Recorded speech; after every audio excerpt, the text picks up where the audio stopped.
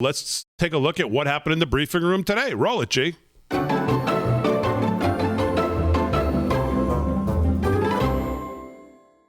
With new unemployment claims, where new unemployment claims exceeded their pre-pandemic high, and certainly this issue has been raised with the issue broadly is raised in virtually every diplomatic conversation that members of our team have.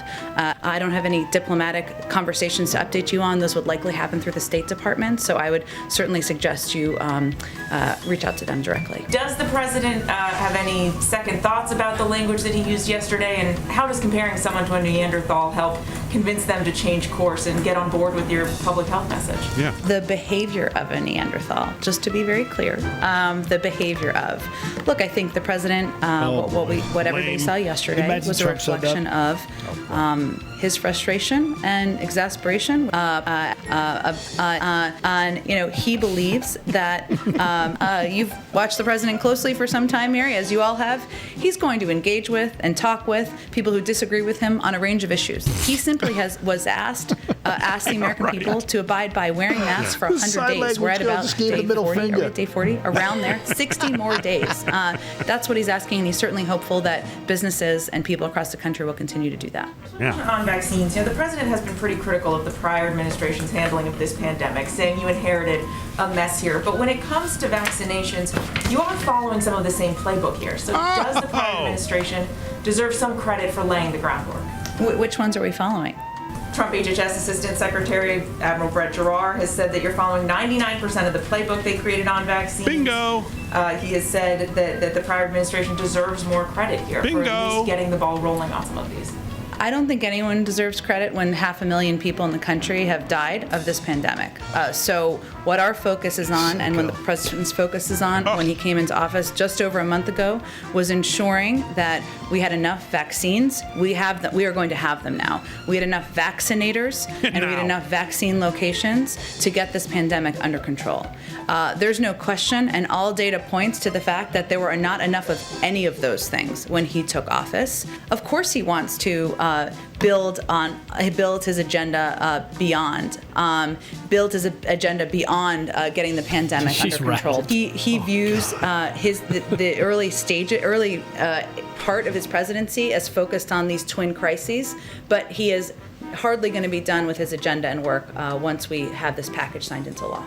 Of that, I'm not going to outline any security steps from here at any point in time, but I can say that our team is, of course, I'm going to do nothing from here. Our team, the president, personally remains deeply engaged in tracking these threats and receiving regular updates as he does from his team about threats, of course, but about incidents happening across the country. It's something he is personally engaged in. It's reflected in the comprehensive review he ordered in his first week of the job.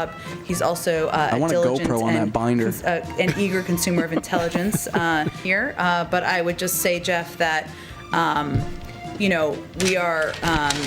we are going to continue to use every method of the bully pulpit at our disposal to convey directly to people living across the country, including in many of these states, that mask wearing, social distancing, getting access to the vaccine is the path to go back to normal. And that is how we are going to get it done, and how the American people can return to, believe me, I'd love to take my kids to birthday parties and to parks and to go to a restaurant. I haven't been to one in a year. We all want that. This is the pathway to do that. Well, we're about facts around here. That is not factual. Go ahead. Senate Republicans have made pretty clear that they intend to block major Democratic legislation. Given what the president has said about that, has he given more thought to the filibuster and making changes to that? Is he having discussions on that front? Which piece of legislation are they intending to block? Addressing needed reforms of unions, moving forward on a number of long overdue policy efforts by Congress is too important. I don't have any. I would just send you to them, who oversee the Department of Homeland Security, oversees the process. You'd have to ask them that question. The president has been clear. I will say the president has been clear that if people wear masks for 100 days, 60,000 lives could be saved. I don't have any other calls to read out for you at this point in time. Thanks so much, everyone. Oh my God. The idea that we're supposed to believe that somehow Joe Biden has had anything to do with this vaccination process, anything to do with it, is beyond stupid.